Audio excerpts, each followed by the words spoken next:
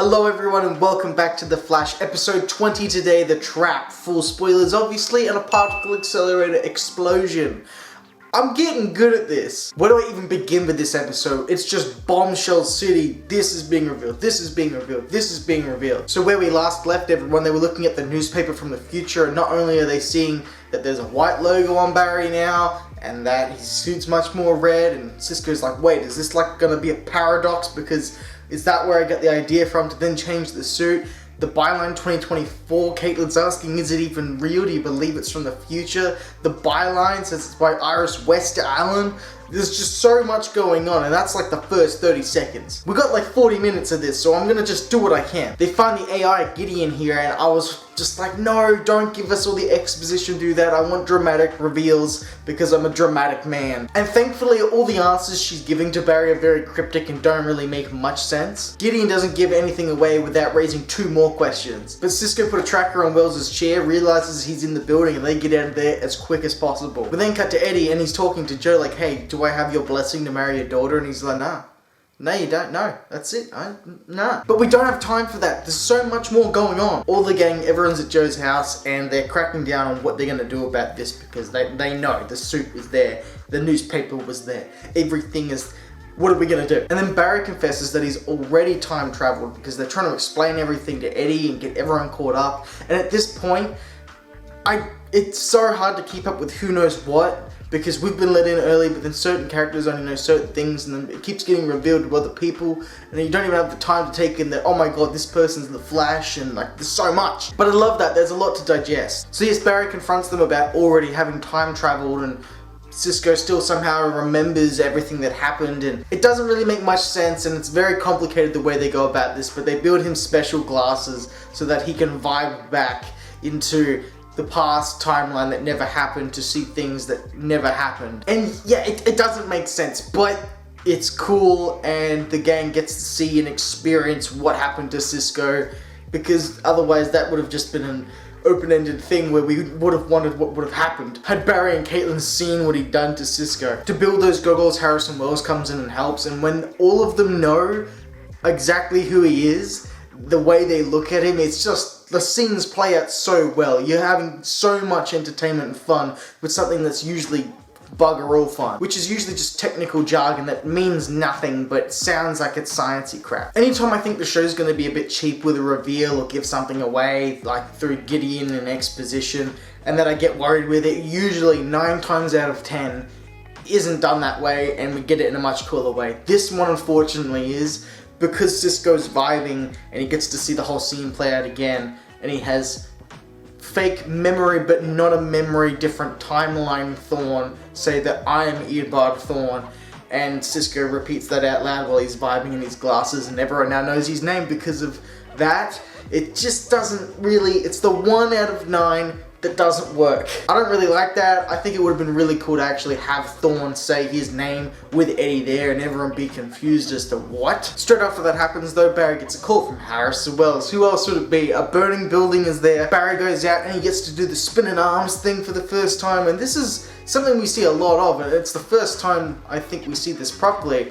But not much of a big deal is made of it because there's so much more going on. Harrison seems genuinely helping. Barry comes back later and he has a good poker face when he knows, and Harrison's like, you didn't have much confidence when you were doing that out there, what's going on? Barry's poker face, so most of the time, and I think it's because of the way the show is done, he gives off this very guilty, oh well, you know, I gotta go off and, you know, do something else. But he was very good, he was acting as if he was an actor, acting in a CW show, acting.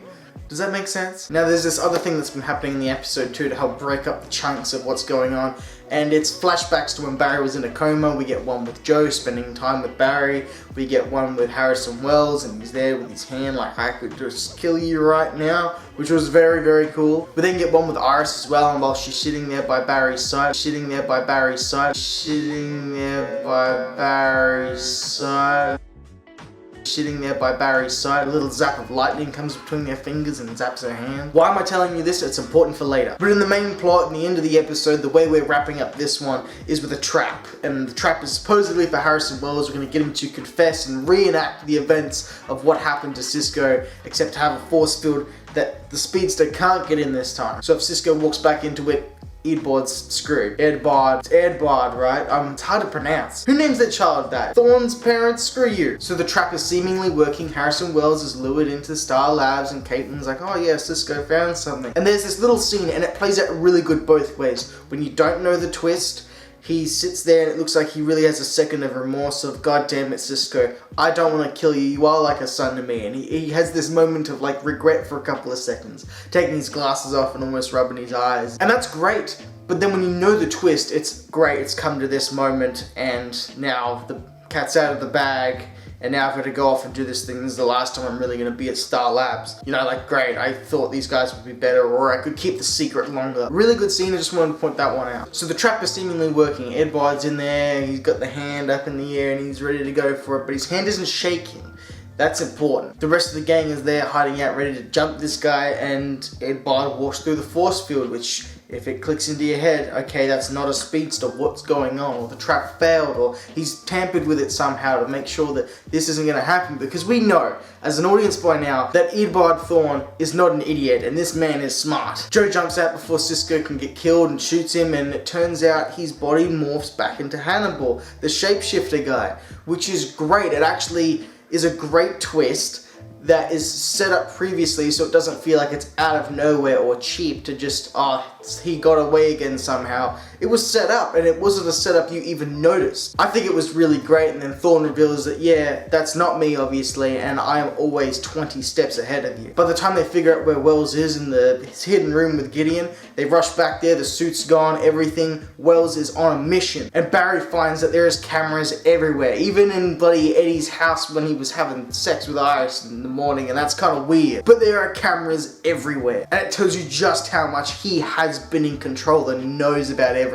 It was really cool. It was just another layer on top where you're going, no freaking way. The Flash suits up, he zips out of there, and when Thorne is on a bridge, ready to propose to Iris, Thorne shows up. The other Thorne. I got it, Eddie and Thorne. That's the way to talk about him. Thorne shows up, snatches the ring, knocks Eddie down, and then kidnaps him before Flash shows up.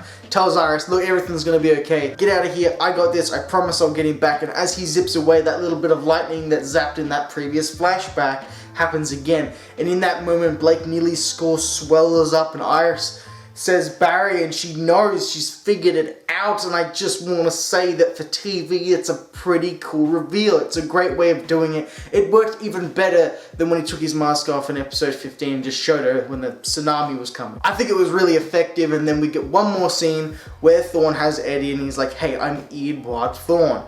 We're family, motherfucker, and you're my insurance. Which caps off a great episode. This show is picking up on fire, but now, next episode, we're getting into Grodd, and here, I'm worried that it's going to detract from the pacing of everything that's happened. Maybe this is an episode that should have taken place earlier, I'm not sure. How much of the Reverse Flash's involvement is in this episode? I know that he's like a dad to Grodd, and hopefully the momentum stays with this show in the next episode, but that is for another time.